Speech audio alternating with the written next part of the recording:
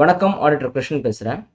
இந்த வீடியோ யாருக்கு அப்படின்னா, பிகாம் முடிச்சுட்டோ இல்லைனா வேறு டிகிரி முடிச்சுட்டோ சிஏ இன்டர் எழுதணும் அப்படின்னு நினச்சிட்டு இருக்காங்க. சில பேர் நினச்சிக்கிட்டு இருக்காங்க.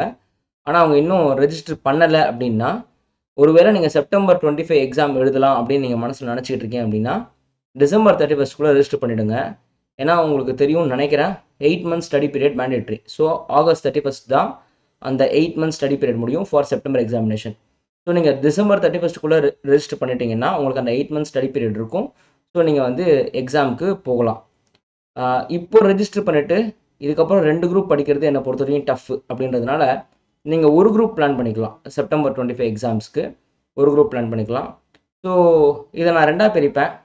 Direct entry students from commerce background, யாரெல்லாம் வந்துட்டு 11th 12thலாம் வந்துட்டு அவர் அபோவ் 80% எடுத்துகிட்டு பிகாமும் ஒரு எந்த சிட்டியில் நீங்கள் படிக்கிறீங்களோ அதில் டாப் காலேஜில் படித்து நிஜமாவே பிகாமை படித்து டெய்லி 5 to 6 hours படித்து நீங்கள் வந்து பிகாம் செமிஸ்டர்லாம் கிளியர் பண்ணிங்கன்னா you can directly go for direct inter. உங்களுக்கு சப்ஜெக்ட்ஸ் புரியறதுக்கான வாய்ப்பு இருக்குது. ஒருவேளை நீங்கள் வந்து 11th 12thலையும் அந்த அளவுக்கு பெருசாக ஸ்கோர் பண்ணல, கோவிட்டில் போயிடுச்சு, அண்ட் பிகாமும் ஒரு பெரிய காலேஜில் பண்ணல அப்படின்ற பட்சத்தில் ஃபவுண்டேஷனோட அக்கௌண்ட்ஸ் அண்ட் லா ஃபஸ்ட்டு படித்து முடிச்சுட்டு மேபி அதுக்கு டைம் ஆகலாம், 3 மாதம் 4 மாதம் ஆகலாம். அதை படித்து முடித்து பேசிக்ஸை ரெடி பண்ணிக்கிட்டு, ஆனால் அப்போ உங்களால் கண்டிப்பாக செப்டம்பரில் எக்ஸாம் எழுத முடியாமல் போகலாம். ஒன்றும் பிரச்சனை கிடையாது. ஜான்வரி 26 எழுதலாம். ஜஸ்ட் ஒரு 3 to 4 months கேப் ஆகும், ஒன்றும் பிரச்சனை கிடையாது. ஆனால் இதை பேஸ் இல்லாமல் சும்மா எடுத்தவங்க அவுத்தவங்க படித்து குடுகுடுன்னு போய் எக்ஸாம் எழுதி, ஏன்னா நீங்கள் ஏன் ஃபெயில் ஆனீங்கன்னே உங்களுக்கு தெரியாது. நல்லா எழுதின மாதிரி தான் உங்களுக்கு ஃபீல் இருக்கும். ஏன் எல்லாரும் சொல்லுவாங்க ஜஸ்ட் மிஸ் ஆகிடுச்சு, ஜஸ்ட் மிஸ் ஆகிடுச்சுன்னுவாங்க. ஜஸ்ட் மிஸ்னால் என்ன அர்த்தம்னா 150க்கு 142 144ன்னு எடுத்தா ஜஸ்ட் மிஸ்ஸு. ஆனால் எல்லா சப்ஜெக்ட்லேயும் 36 34 37ன்னு எடுத்துகிட்டு ஜஸ்ட் மிஸ் ஆகிடுச்சுன்னுவாங்க. ஏன்னா இந்த மாதிரி நான் நிறைய பேரை பார்த்துருக்கேன். லாஸ்ட் 12 வருஷத்தில் இந்த ஜஸ்ட் மிஸ்ன்ற வார்த்தையை நான் நிறைய தடவை கேட்டிருக்கேன். ஜஸ்ட் மிஸ்ன்றது சப்ஜெக்ட் ஜஸ்ட் மிஸ் கிடையாது. ஜஸ்ட் மிஸ்ஸில் நிறைய ஜஸ்ட் மிஸ் இருக்குது.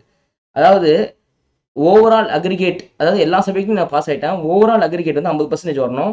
எனக்கு 48% வந்திருக்கு, 49% வந்திருக்கு, ஆனால் 50% வரலாம், அதுதான் just miss.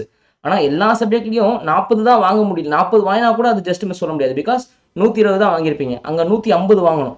So 30 மார்க்குன்றது just miss கிடையாது.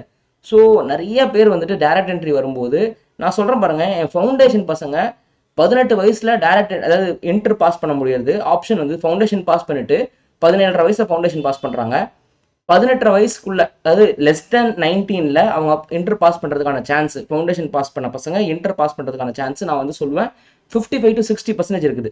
ஆனால் டைரக்ட் என்ட்ரியாக நீங்கள் உள்ளே வரும்போது உங்களோட பாஸ் பர்சன்டேஜ் நான் பார்த்த வரைக்கும் சொல்கிறேன் 10 to 15% தான் இருக்குது.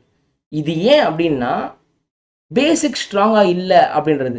எல்லாரும் என்ன நினைக்கிறாங்கன்னா, ஆல்ரெடி எனக்கு வயசு 21 ஆயிடுச்சு, நான் திருப்பி போயிட்டு ஒரு 8 மாதம் ப்ரிவா பண்ணணுமா ஃபவுண்டேஷன் நினைப்பாங்க.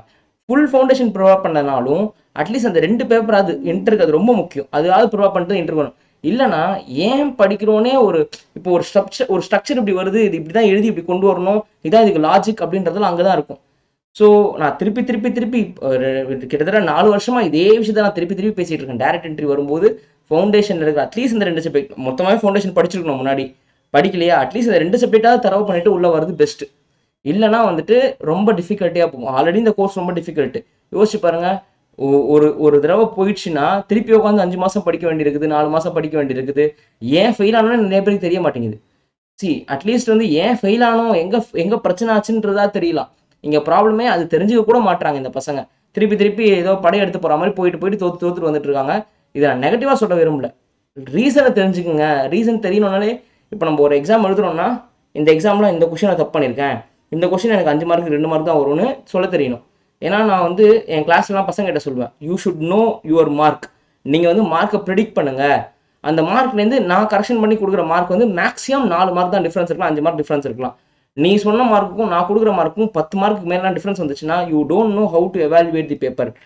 பசங்க இப்போ நெருக்கி இப்போ கிட்டத்தட்ட வந்துட்டாங்க. சிஏன்ற பசங்க எல்லாருக்குமே அவங்க சொல்கிற மார்க்லேருந்து கிட்டத்தட்ட 5லேருந்து 6 மார்க் தான் மேக்ஸிமம் டிஃப்ரென்ஸே இருக்குது. யாரும் வந்து நான் பண்ண கரெக்ஷனுக்கும் அவங்க எக்ஸ்பெக்ட் பண்ணுற மார்க்கும் ஒரு 10-15 மார்க்லாம் டிஃப்ரென்ஸ் வரவே இல்லை. அந்த அளவுக்கு வந்துட்டாங்க பசங்க, அவங்களுக்கு தெரியுது. இந்த அளவுக்கு தெரிஞ்சுக்கணுன்றது தான் நான் சொல்கிறேன். ஸோ இது டைரக்ட் என்ட்ரி பசங்களும் இப்போ நான் சொன்ன பேச்செல்லாம் கேட்டதுக்கப்புறம் இப்போ நான் கரெக்டாக வந்துட்டு இருக்காங்க. நிறைய டைரக்ட் என்ட்ரி ஸ்டூடெண்ட்ஸ் இப்போது ஃபவுண்டேஷனில் இருக்கிற அக்கௌண்ட்ஸ் அண்ட் லாவை படித்து முடிச்சுட்டு இப்போ டைரக்ட் என்ட்ரி வராங்க. அந்த பசங்களாம் they can able to compete with the foundation students. But டேரெக்டாக வந்து உட்கார்ற பசங்க வந்து தே ஆர் ஸ்ட்ரகிளிங் ஆக்சுவலி. அது வந்து ஒரு மாதிரி மதில் மேல் போன மாதிரி இருக்குது. அவங்க கஷ்டப்படுறத நான் கண்ணில் பார்க்க முடியுது. தயவு செய்து இந்த ஷார்ட்கட் டு சக்ஸஸ்ன்னு திங்க் பண்ணாதீங்க. நீங்கள் வந்து இது எல்லாருக்கும் சொல்ல வரல. அதான் நான் சொன்னேன் தெரியுமா, ஸ்டார்டிங்லேயே சொன்னேன். இந்த மாதிரி கேட்டகரியில் இருந்தீங்கன்னா இப்படி பண்ணுங்க அப்படின்னு நான் சொன்னேன். ஸோ இதை நீங்கள் புரிஞ்சுருப்பீங்க, பாசிட்டிவாக எடுத்துப்பீங்கன்னு நினைக்கிறேன். நான் யாரையும் குத்தம் குறை சொல்கிறதுக்காக சொல்லல, உங்கள் வாழ்க்கைக்காக தான் சொல்கிறேன். நன்றி, வணக்கம்.